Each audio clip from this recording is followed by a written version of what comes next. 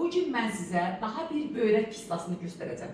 Lakin bu börək kistası adi börək kistasından fərqlidir. Çünki bu exnakok kistasıdır. Bilirsiniz ki, exnakok bir qurd xəstəliyidir. Adətən qaraciyərdə, ağciyərdə və börəklərdə məskən salır. Hətta beyində, ürəkdə də buna rast gəlmək olur. Gördünüz, bu börəkdir. Börəyin tam bir qütbün əhatə eləmiş exnakok kistası.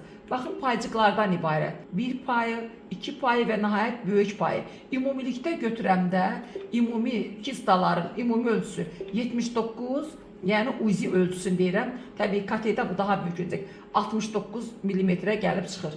Deməli, belə saxlayırıq və keçirik digər tərəfdən yenə börəyə baxmağa. Diqqətlə baxın, bax qeyd edirəm, bu börəkdə olan exnakok kistasıdır. Görürsünüzmü? Bax, börəyin tam yarısı fəaliyyətdədir. Digər yarısı isə bax bu exnakok kistinə görə fəaliyyətini itirir. İndi həmən exnakoku biz qaraciyərdə də axtarırıq. Mən də axtarıb onu qaraciyərdə də olub-olmamayacağım. Bu da qaraciyərdə olan exnakok kistidir. Qanlanmadı. Bu da qaraciyərdə olan exnakok kistidir. Yəni ölçülərini deyirəm, qaraciyərdə kiçik ölçülü bir kistdir.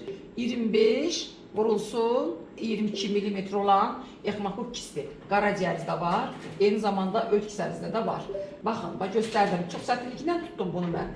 Gəlmişəm qabırğa arasından tuturam. Börəyə dəxli yoxdur bunun. Qaraciyərdə balaca bir kist. Exnakok kisti. Qaraciyərin 7-8-ci segmentində exnakok kisti. Buna görə mən qaraciyərin digər paylarına da baxıram. Qaraciyərin digər payında da, yəni sol payında da balaca bir exnakok kisti var. 12 mm ölçüdə də sol payda exnakok kistası var.